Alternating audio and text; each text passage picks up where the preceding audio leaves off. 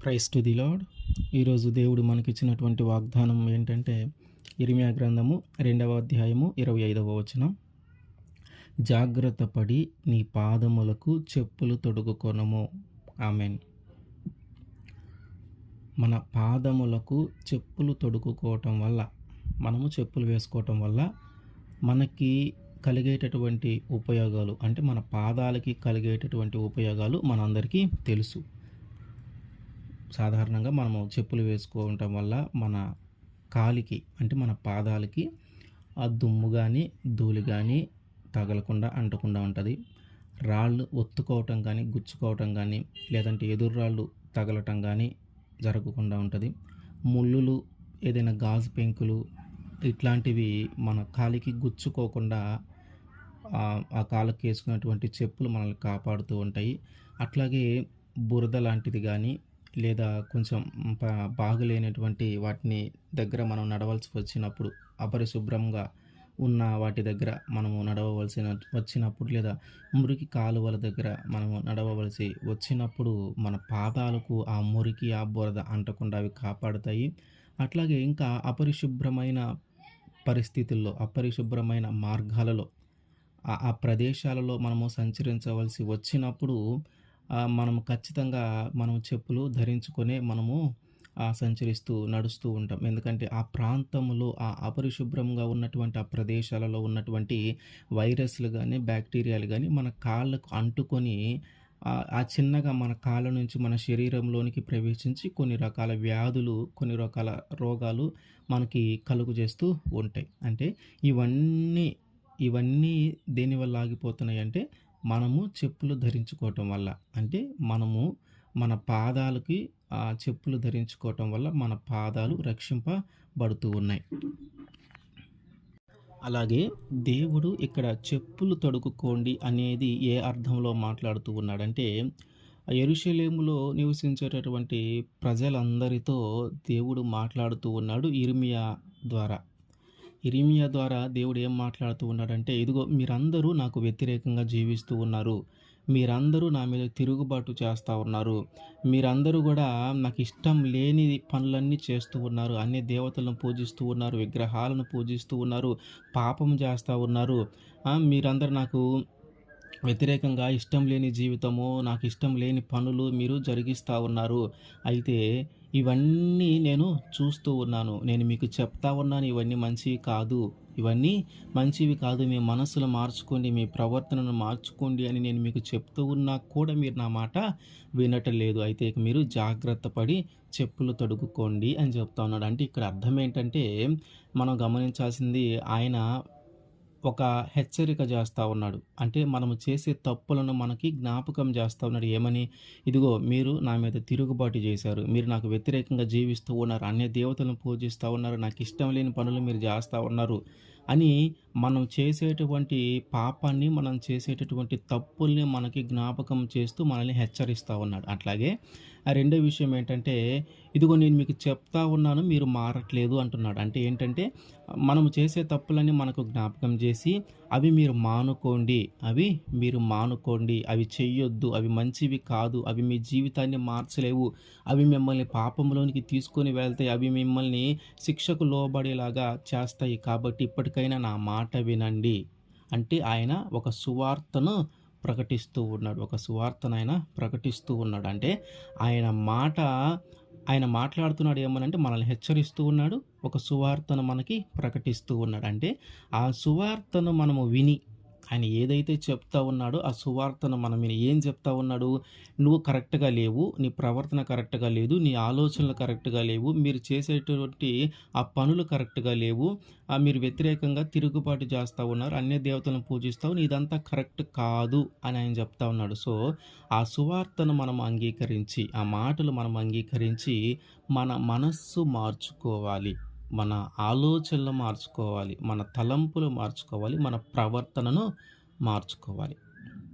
ఆయన ఏం చెప్తా ఉన్నాడంటే, మనం కరెక్ట్గా లేము, మనం పాపంలో ఉన్నాం, అయితే ఆ పాపాన్ని వదిలిపెట్టి ఇప్పటికైనా నీ ప్రవర్తనను మార్చుకో, ఇప్పటికైనా నీ ఆలోచనలు మార్చుకో, ఇప్పటికైనా నీ యొక్క తలంపులు మార్చుకో, ఇప్పటికైనా నీ మనస్సును మార్చుకో అని ఆయన చెప్తూ ఉన్నాడు.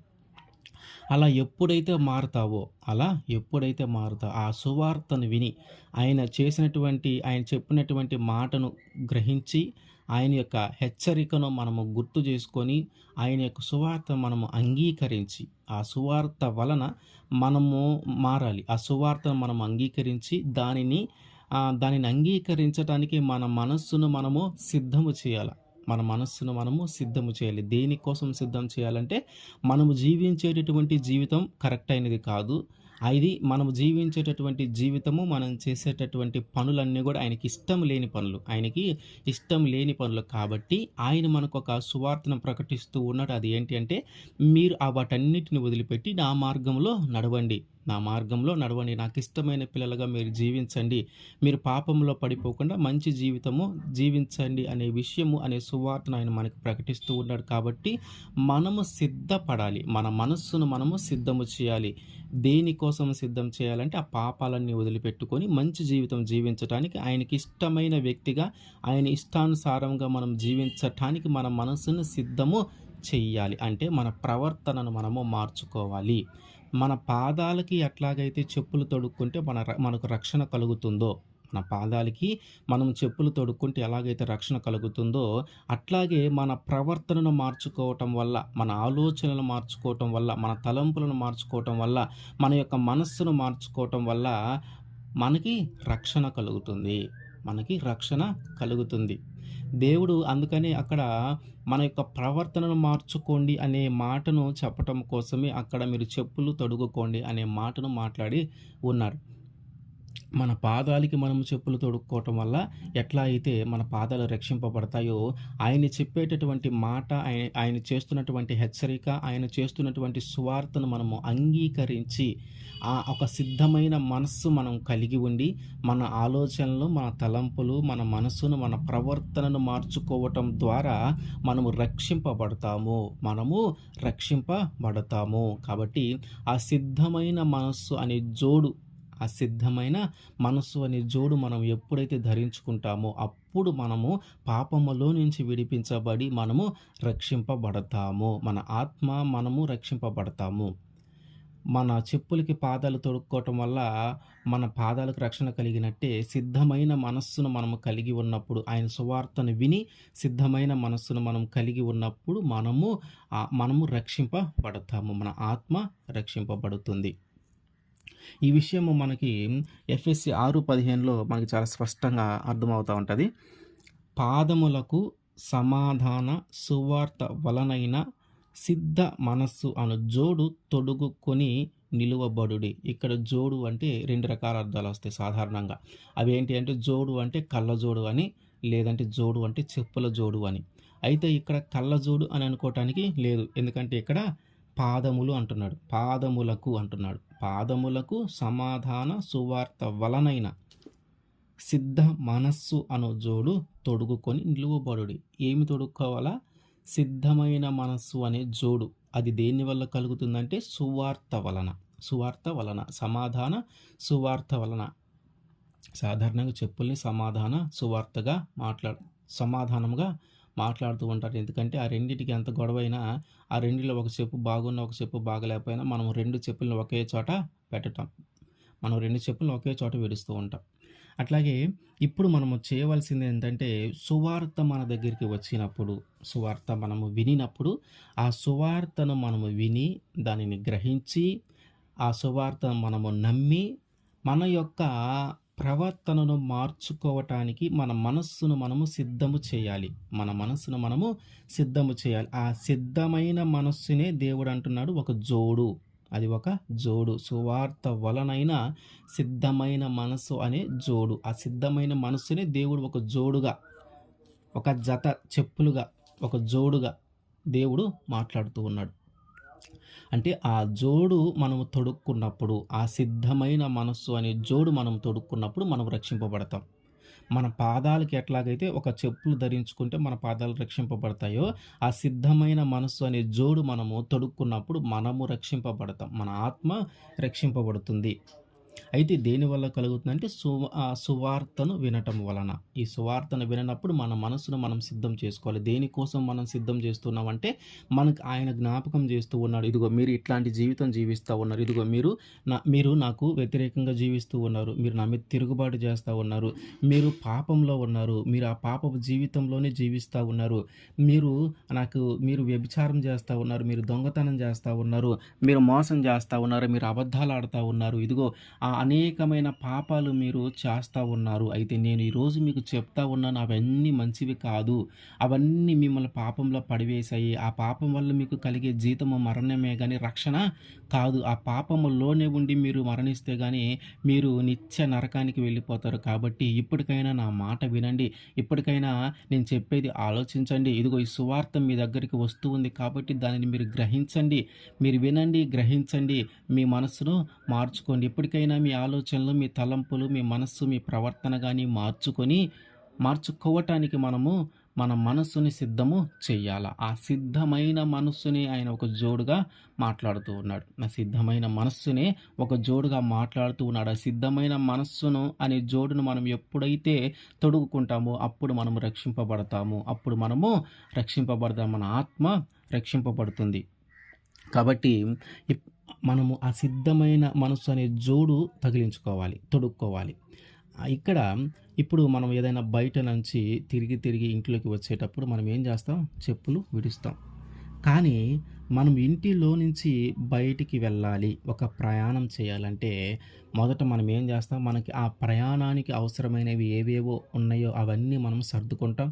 తర్వాత మనం స్నానం చేసి, బట్టలు ధరించి ఇంటి నుంచి బయటికి వచ్చేటప్పుడు చెప్పులు వేసుకుంటాం.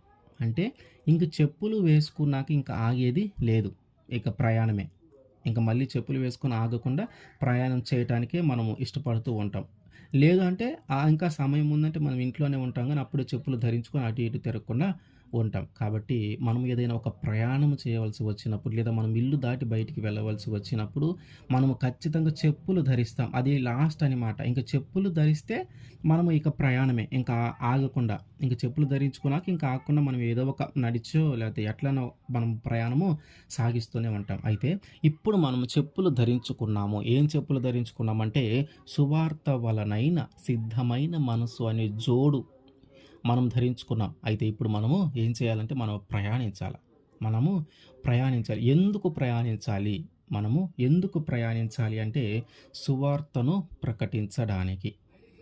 ఏ విషయాన్నైతే నువ్వు తెలుసుకున్నావో, ఏ విషయాన్నైతే నువ్వు గ్రహించావో, ఏ విషయాన్ని నమ్మి నీవు ఆ సువార్త వలన కలిగినటువంటి ఆ సిద్ధమైన మనసు అనే జోడు నువ్వు తగిలించుకున్నావో, నువ్వు తొడుక్కున్నావో, ఇప్పుడు ఆ పని నువ్వు చేయాల. ఆ పని నువ్వు చెయ్యాల. ఏం చెయ్యాలా అంటే నీ మనసు ఎందుకు సిద్ధం చేయబడింది? దేని వలన సిద్ధం చేయబడింది? సువార్తను నువ్వు వినటం వలన, సువార్తను నువ్వు గ్రహించటం వలన, సువార్తను నువ్వు అంగీకరించటం వలన నీ మనస్సును నువ్వు సిద్ధం చేసుకొని ఉంచుకున్నావు. అట్లాగే ఇప్పుడు ఏం చేస్తున్నావంటే నువ్వు సిద్ధమైన మనసు అనే జోడు నువ్వు తొడుక్కున్నావు కాబట్టి ఇక నుంచి నువ్వు ప్రయాణం చేయాలా దేనికోసం అంటే నువ్వు సువార్తను ప్రకటించటానికి. అంటే నీలాంటి వ్యక్తులు, నీలాంటి మనుషులు ఇంకా ఎంతమంది అయితే ఉన్నారో వాళ్ళందరూ కూడా ఈ జోడు ధరించుకోవాలా. అది ఎందుకు అనేది చూద్దాం. వాళ్ళందరూ కూడా ఈ జోడు ధరించుకునేలాగా నీ యొక్క బాధ్యత, నీ యొక్క భారము నువ్వు మోస్తూ వెళ్ళాలా. యెషయా గ్రంథము 52వ అధ్యాయము 7వ వచనంలో సువార్తను ప్రకటించుచు సమాధానమును చాటించుచు సువర్తమానము ప్రకటించుచు రక్షణ సమాచారము ప్రవచించు వాని పాదములు నీ దేవుడు ఏలుచున్నాడని సియోను చెప్పుచున్న వాని పాదములు పర్వతముల మీద ఎంతో సుందరములై ఉన్నవి. పర్వతముల మీద మన యొక్క పాదములు సుందరములై ఉన్నవంట. సాధారణంగా పాదాలు ఒట్టిగా ఉంటే అవి అంత అందంగా కనిపించవు. కానీ మనము ఆ పాదాలకి ధరించేటటువంటి చెప్పులను బట్టి కొన్ని సార్లు మన పాదాలు అందంగా కనిపిస్తూ ఉంటాయి. మనము పాదాలకు ధరించేటటువంటి చెప్పులను బట్టి కూడా కొన్ని సార్లు మన పాదాలు అందంగా కనిపిస్తూ ఉంటాయి. దేవుడు ఇక్కడ ఏం చెప్తూ ఉన్నాడంటే పర్వతముల పైన మీ పాదములు సుందరముగా కనిపిస్తున్నాయంటే మనం ఏం ధరించుకొని ఉన్నాం? మనం ఏం ధరించుకొని ఉన్నామంటే సిద్ధమైన మనస్సు అనే జోడును మనం తగిలించుకొని ఉన్నాం కాబట్టి మన పాదములు అందంగా, సుందరంగా కనిపిస్తూ ఉన్నాయి. అవి కూడా ఎక్కడ? ఉన్నతమైన స్థలములో. ఉన్నతమైన స్థలములో. ఉన్నతమైన స్థలం. పర్వతముల పైన అంటే అది ఉన్నతమైన స్థలమే. ఉన్నతమైన స్థలమే. అంటే ఒక ఉన్నతమైన స్థలములో మనల్ని ఉంచి, మన పాదాలు అందంగా, సుందరముగా కనిపించేలాగా ఎందుకు జరుగుతుంది అంటే, మనము ఆ సిద్ధమైన మనస్సు అనే జోడును తగిలించుకోవటం వలన. దానివల్లనే మన పాదాలకు అందం వచ్చింది.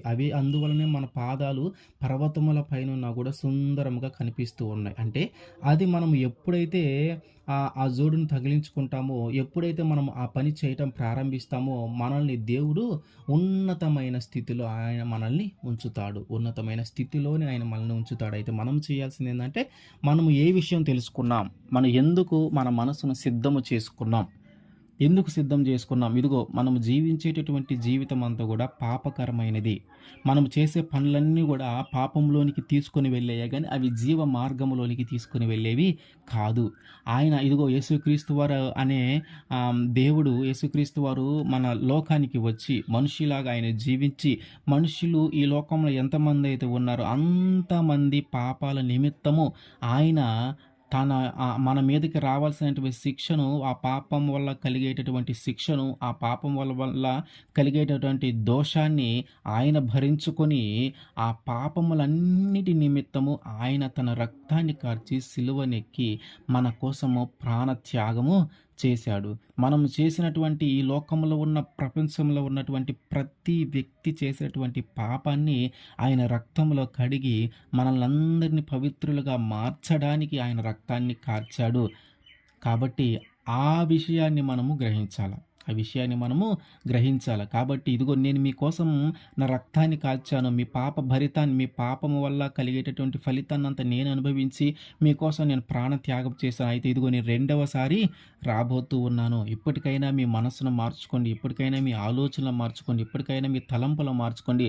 ఇప్పటికైనా మీ ప్రవర్తనను మార్చుకోండి అనే విషయము మనం గ్రహించాం.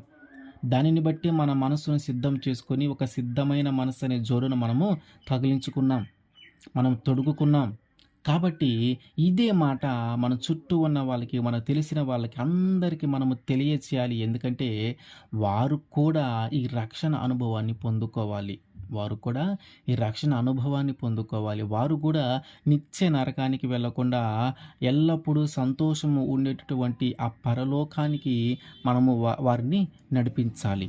మనము వారిని ఆ వైపుగా మనం వారిని నడిపించాలి. ఆ బాధ్యత, ఆ భారము మన మీద ఉంది. అందుకని యెషయాలు అంటాడు, సువార్తను ప్రకటించేటటువంటి వారి పాదములు ఉన్నతమైన స్థలములో ఎంతో సుందరముగా కనిపిస్తూ ఉన్నాయి. ఎంతో సుందరంగా కనిపిస్తూ ఉన్నాయి. ఎందుకు సుందరంగా కనిపిస్తూ ఉన్నాయి? మన కాళ్ళకి ఏమీ లేకుండానే మన కాళ్ళు అంత అందంగా, అంత సుందరంగా కనిపిస్తూ ఉంటాయా అంటే ఖచ్చితంగా కాదు. కానీ మన పాదములకి ఏముంది? సువార్త వలన కలిగినటువంటి సిద్ధమైన మనస్సు అనే జోడు మన పాదములకు మనము తగిలించుకొని ఉన్నాము. మనం తొడుగుకొని ఉన్నాము. కాబట్టి మన పాదములు ఎంతో సుందరంగా కనిపిస్తూ ఉన్నాయి. అయితే దేవుడు ఈ రకంగా చెప్తూ ఉన్నాడు గదా! ఇంత ప్రాధేయపడుతూ ఉన్నాడు గదా మన గురించి.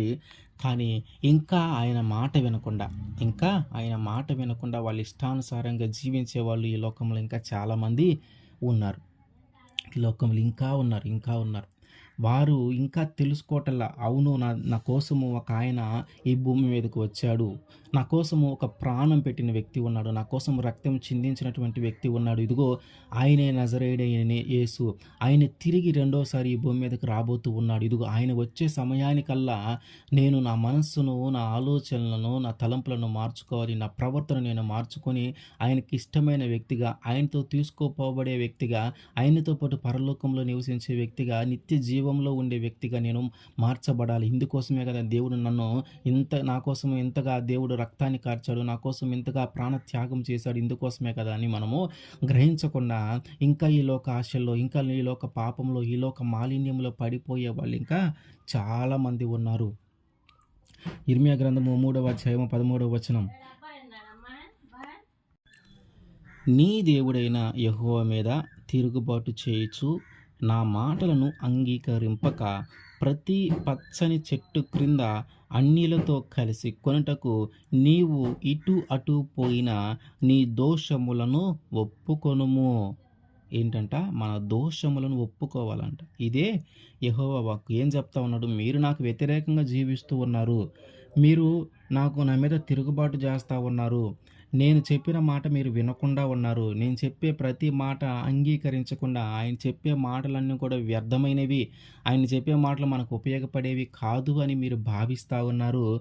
ఇదిగో మీరు ప్రతి పచ్చని చెట్టు కింద పాపము చేయటానికి అటు ఇటు తిరుగుతూనే ఉన్నారు. అటు ఇటు తిరుగుతూనే ఉన్నారు. నీ పాదాలకి ఆ సిద్ధమైన మనస్సు అనే జోడుగా నేను తగిలించుకుంటే ప్రతి పచ్చని చెట్టు కింద నువ్వు అటు ఇటు తిరగవు. నువ్వెటు తిరుగుతావు? నువ్వెటు ప్రయాణం చేస్తావంటే సువార్తను ప్రకటించే మార్గంలో నువ్వు ప్రయాణం చేస్తా ఉంటావు గానీ, ఈ పాపము చేయటానికి, అన్యులతో కలుసుకోవటానికి, అన్యులతో మాట్లాడటానికి, అన్యులతో పాపము చేయటానికి నువ్వు రావు. ప్రతి చెట్టు కింద పాపం పాపం ఉన్నారంటే, ఆ చెట్టు కింద ఏదో ఒక దేవతనో, ఏదో ఒక రాయినో, ఏదో ఒక బొమ్మనో పెట్టి ఆమె దేవత, ఆయనే దేవుడని పూజిస్తా ఉన్నారండి. ఆయనే దేవుడు, ఆయనే దేవత అని పూజిస్తా ఉన్నారండి. ప్రతి చెట్టు కింద ఏదో ఒకటి మనం చూస్తూనే ఉంటాం చాలా వరకు.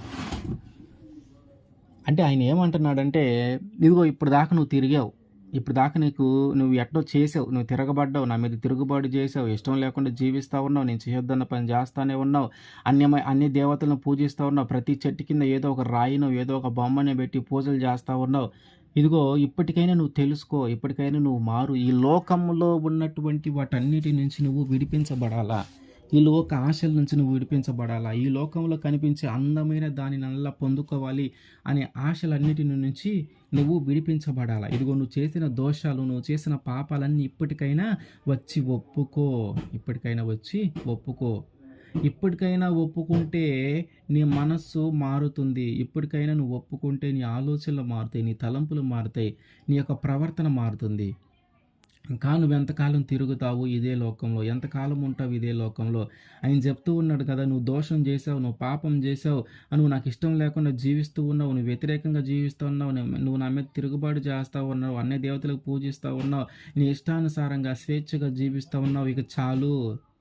ఇప్పటికైనా వచ్చి నీ యొక్క పాపములను, నీ యొక్క దోషములు ఆయన దగ్గర ఒప్పుకుంటే, అప్పుడు ఆయన సువార్త వలన కలిగినటువంటి సిద్ధమైన మనస్సు అనే జోడును ఆయన నీకు తొడుగుతాడు. సిద్ధమైన మనస్సు అనే జోడు నీకు ఇప్పటికైనా తొడుగుతాడు. అప్పుడు నువ్వు రక్షింపబడతావు. నీ చెప్పులకి, నీ పాదాలకి ఈ చెప్పులు లేనంత కాలము నీకు ఈ లోకంలో ఉన్నవే నువ్వు చేస్తూ ఉంటావు. ఈ చెప్పులకి, నీ యొక్క పాదాలకి ఈ చెప్పులు లేనంత కాలము నీ నీ పాదాలు పాపము వైపే నడిపించబడతాయి. పాపములోనే అవి నడుస్తూ ఉంటాయి. దోషాల్లో అవి నడుస్తూ ఉంటాయి. ఆ అడ్డమైన మార్గాలలో అవి నడుస్తూ ఉంటాయి. నీ పాదాలకి ఒక పాపం అంటుకుంటుంది. నీ పాదాలకి ఒక దోషం అంటుకుంటుంది. నీ పాదాలకి వ్యాధులు అంటుకుంటాయి. నీ పాదాల నుంచి రోగాలు వస్తూ ఉంటాయి. ఎందుకంటే నీకు సరైన చెప్పులు నువ్వు ధరించలేదు. నీకు ఏదైతే రక్షణ కలిగించేది ఉందో, ఏదైతే నిన్ను విడిపించేది ఉందో, ఏదైతే నిన్ను కాపాడేది ఉందో దాన్ని తొడుక్కోకుండా నువ్వు నీకు ఇష్టానుసారంగా నువ్వు జీవిస్తూ ఉంటే నీ పాదాల ద్వారా నీకు నష్టమే కానీ ఏ లాభము లేదు. ఆ పాదాలకి ఏదో ఒక వైరస్, ఏదో ఒక బ్యాక్టీరియాను తగులుకొని నీ యొక్క శరీరంలోకి అవి ప్రవేశించి ఇదిగో నీకు ఒక వ్యాధిని కలుగజేసే పరిస్థితులు చాలానే ఉన్నాయి. నువ్వు అలాంటి మార్గాలలోనే తిరుగుతూ ఉన్నావు. నువ్వు అలాంటి మార్గాలలోనే ప్రయాణం చేస్తూ ఉన్నావు.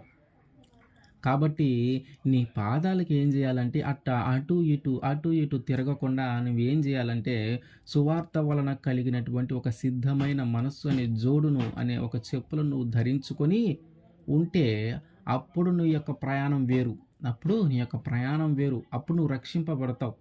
ఆ రక్షింపబడిన తర్వాత నుంచి నీ ప్రయాణం వేరవుతుంది. అప్పుడంతా కూడా సువార్తను ప్రకటించటము, రక్షణను గురించి ప్రకటించము, రక్షణ సమాచారము ప్రకటించటము, ఇట్లాంటివన్నీ చేస్తూ ఉంటావు.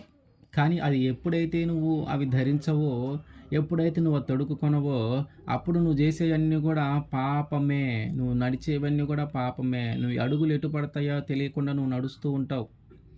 అప్పుడప్పుడు చూస్తూ ఉంటాం, తాగిన వాళ్ళు ఆ అంగు ఎటు వేస్తారో తెలియకుండా వేస్తూ ఉంటారు. అటే పోయి అటు నడవబోయి ఇటు నడుస్తూ ఉంటారు. మన జీవితం లోకంలో ఉంటే, పాపంలో ఉంటే అంతే. కరెక్ట్‌గా ఒక అడుగు తీసి అడుగు వేయాలంటే అది ఎటువైపు పడుతుందో గూడా తెలియని పరిస్థితి. కొన్ని కొన్ని సార్లు ఒక్కొక్క నిర్ణయం తీసుకుంటే, ఆ నిర్ణయము యొక్క ఫలితము ఏమవుతుందో కూడా ఊహించలేని పరిస్థితుల్లోకి మనము వెళ్ళిపోతూ ఉంటాం. అది ఏమి తెలీదు. అప్పుడు మనం ఆ నిర్ణయం తీసుకున్నప్పుడు మనకు కరెక్ట్‌గానే అనిపిస్తుంది గానీ, అది తీసుకొని తీరా దాని యొక్క ఫలితాన్ని చూసే సమయానికి అదంతా గూడా మనం ఒక రాంగ్ స్టెప్ వేసినట్టుగా మనం భావిస్తూ ఉంటాం. ఇదంతా ఎందుకు జరుగుతున్నాయి అంటే, నీకు సరైన పాదరక్షకాలు లేవు. నీకు మంచి మార్గంలో నడిపించేటటువంటి ఆ రక్షక అనుభవం నీకు లేదు. కాబట్టి ఆయనేమంటున్నాడంటే, ఇప్పటికైనా జరిగిపోయిందేమి లేదు. ఇప్పటికైనా మించిపోయిందేమి లేదు. ఇప్పటిదాకా ఎట్లా బ్రతికావు, ఇప్పటిదాకా ఎట్లా జీవించావు, ఇప్పటికి నేను నిన్ను ఏమి చేయలా. నేను నిన్నింకా శిక్షించలా. నేనింకా ఒక వ్యాధికి నిన్ను అప్పగించలా. నేనింకా నిన్ను ఒక రోగానికి అప్పగించలా. ఇదిగో ఇప్పటికైనా నీ తప్పు తెలుసుకొని నీ పాపాలను, నీ దోషాలను ఒప్పుకో. అటు ఇటు తిరగటం ఆపేయి. ప్రతి పచ్చని చెట్టు కిందకెళ్ళి పాపం చేయమాక.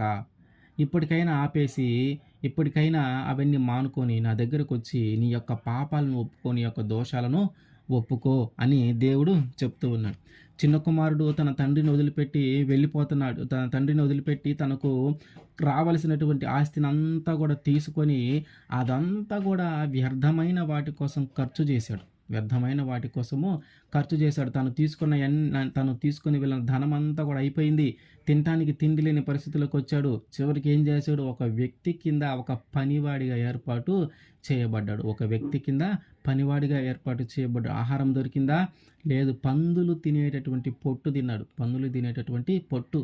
అంతకుముందు అతని యొక్క స్థితి ఏంటి? తండ్రి దగ్గరున్నప్పుడు అతని యొక్క స్థితి ఏంటి? అతను ఆ ఇంటి యజమానుడి యొక్క కుమారుడు. అందరికీ ఒక రకమైన ఆహారం దొరికినా తన కొడుకులకు ఆయన ఇంకా మంచి ఆహారము పెట్టేవాడు. మంచి దుస్తులు పెట్టేవాడు. ఒక బంగారపు ఉంగరము తొడిగేవాడు. మంచి చెప్పులు ఉండేవి. కానీ ఇప్పుడున్న పరిస్థితి ఏంటి? తెచ్చుకున్న డబ్బులన్నీ అయిపోయినాయి. తిండి లేదు. నిద్ర లేదు. ఏం చేయాలో తెలియట్లేదు. అట్లాంటి పరిస్థితిలోకి వెళ్ళిపోయి తిరిగి తన తండ్రి దగ్గరికి వస్తాడు. లూకాసు వార్త 15వ అధ్యాయము 22వ వచనం. అయితే తండ్రి తన దాసులను చూచి ప్రశస్త వస్త్రము త్వరగా తెచ్చి వీనికి కట్టి వీని చేతికి ఉంగరము పెట్టి పాదములకు చెప్పులు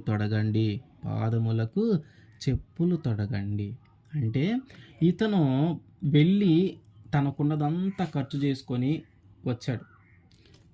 వచ్చేటప్పుడు ఎట్లా వచ్చాడు? కనీసము ఆయన యొక్క పాదాలకి చెప్పులు కూడా లేకుండా వచ్చాడు. ఆ రోజుల్లో ఎట్లా ఉండేదంటే బానిసలుగా అమ్మబడేవారు మనుషులు. ఆ బానిసలుగా అమ్మబడేవారికి, బానిసలుగా ఉండేవారికి చెప్పులు ఉండేవి కాదు. వాళ్ళు చెప్పులు లేకుండానే ప్రయాణం చేయాలా, చెప్పులు లేకుండానే పనులు చేయాలి. కానీ ఆ రోజుల్లో చెప్పులు కలిగి ఉన్నారంటే ఎంతో కొంత కొంచెము గౌరవం కలిగిన కుటుంబము, కొంచెం ఆర్థికంగా ఉన్నటువంటి కుటుంబం అన్నమాట. కాబట్టి ఆ తండ్రి ఈ కొడుకు ఏదైతే కోల్పోయాడో తన తప్పు తాను తెలుసుకున్నాడు. చిన్న కొడుకు తన తప్పు తాను తెలుసుకున్నాడు. అవును, నా తండ్రి దగ్గర నాకింత సంతోషము, ఇంత ఆనందము, నేను ఏది కోరుకుంటే తినగలిగేవాడిని, మంచి దుస్తులు ధరించుకునేవాడిని.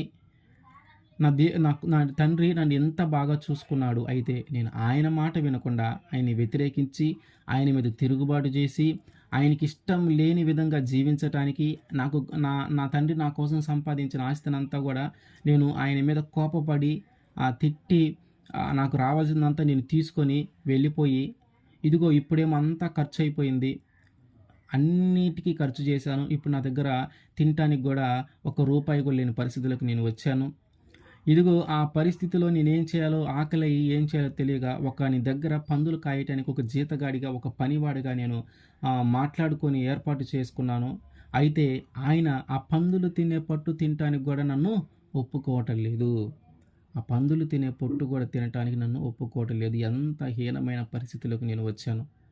ఎందుకు వచ్చాను ఇట్లాంటి పరిస్థితుల్లో కానీ అప్పుడు ఆలోచిస్తూ ఉంటే ఏమి గ్రహించాడంటే, ఇదిగో నా తండ్రి మాట వినకపోవటం వల్ల, నా తండ్రి మీద తిరుగుబాటు చేయటం వల్ల, నా తండ్రికి నేను వ్యతిరేకంగా మాట్లాడటం వల్ల, వ్యతిరేకంగా జీవించటం వల్ల నా జీవితం ఎంత హీనమైన పరిస్థితులకు వెళ్ళిపోయింది.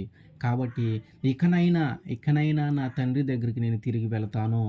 ఆయనకి కొడుకుగా నేను ఉండటానికి నేను అర్హుడిని కాకపోవచ్చు. కనీసం ఆయన ఇంటిలో ఒక పనివాడిగానైనా నేను ఉంటాను. ఎందుకంటే నా తండ్రి దగ్గర పనిచేసే వాళ్ళందరికీ కూడా సమృద్ధికరమైన భోజనం ఆయన పెడతాడు. ఇదిగో నేనైతే ఇప్పుడు ఒకని కింద పనిచేస్తా ఉన్నాను.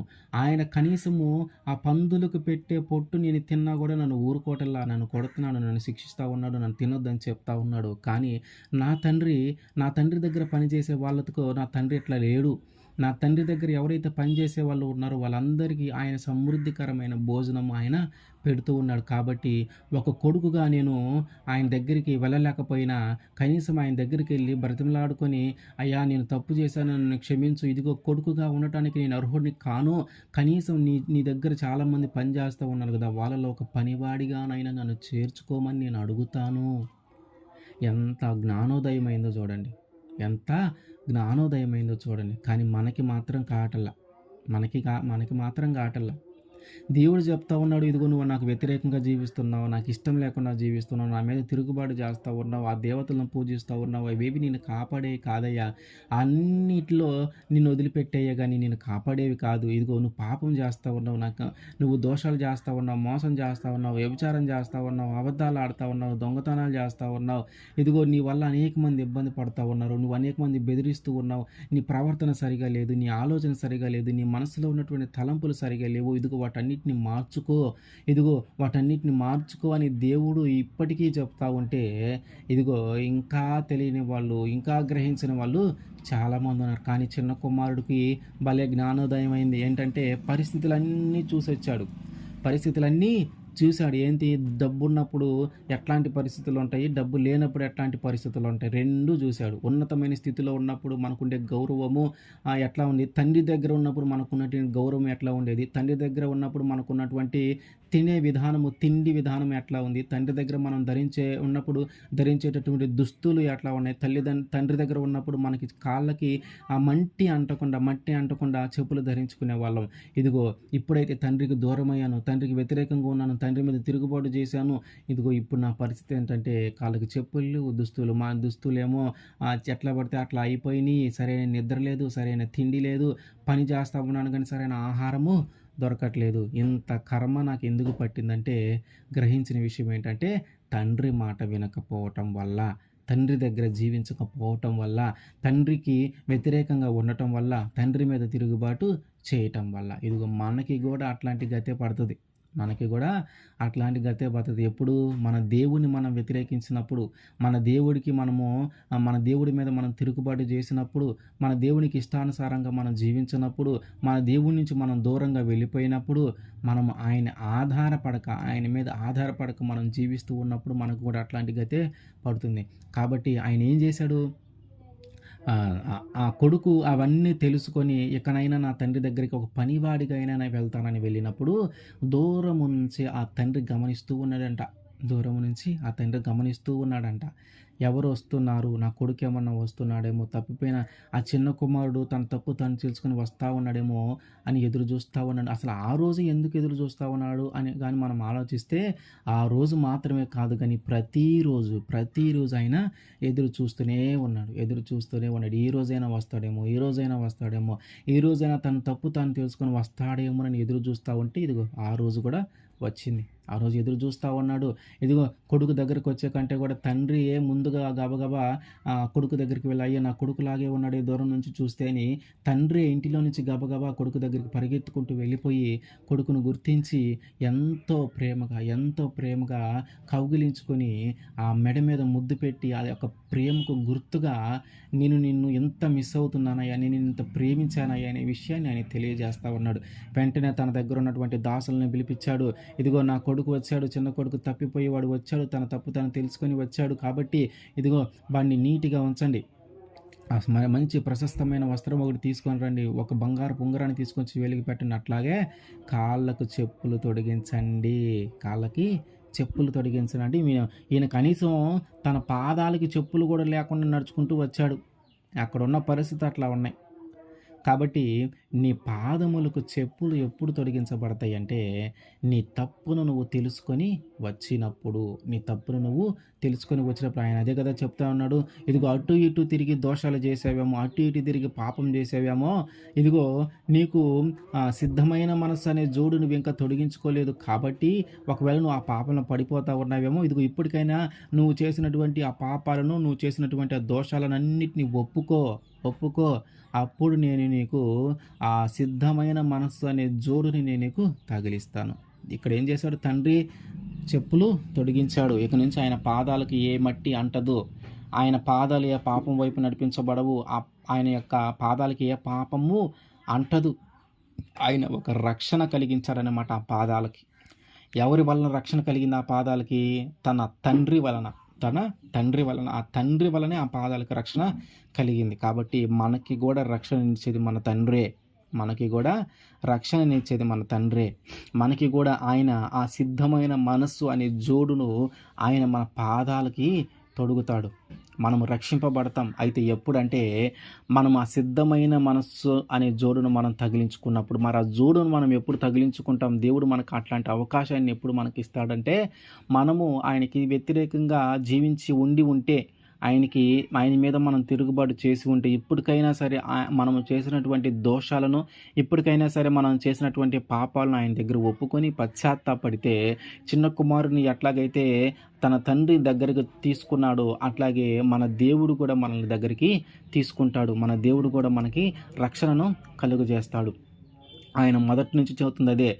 యెరూషలేము ప్రజలతో చెబుతుంది అదే. ఇదిగో మీరు నాకు వ్యతిరేకంగా జీవిస్తూ ఉన్నారు. మీరు నా మీద తిరుగుబాటు చేస్తూ ఉన్నారు. అన్య దేవతలను పూజిస్తూ ఉన్నారు. నాకు ఇష్టం లేని పని చేస్తూ ఉన్నారు. నాకు ఇష్టం లేని విధంగా జీవిస్తూ ఉన్నారు.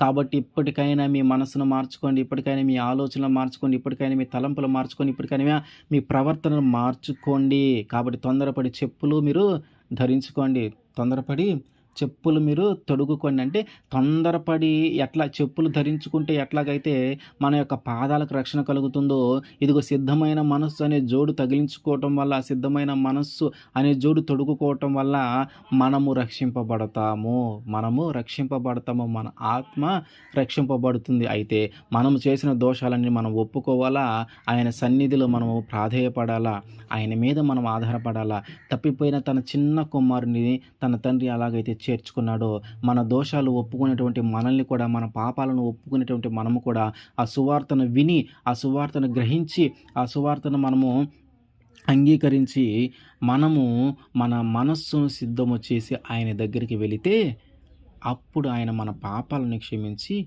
మన ప్రవర్తన మార్చుకున్నాము కాబట్టి, మన ఆలోచనలు మార్చుకున్నాం కాబట్టి, మన మనసును మార్చుకున్నాం కాబట్టి, అవన్నీ ఆయన చూసి మనకి కూడా ఆ ప్రశస్తమైన జోడు ఆయన మనకు తగిలించి, మనకు ఒక రక్షణను దయచేస్తాడు. ఆమేన్.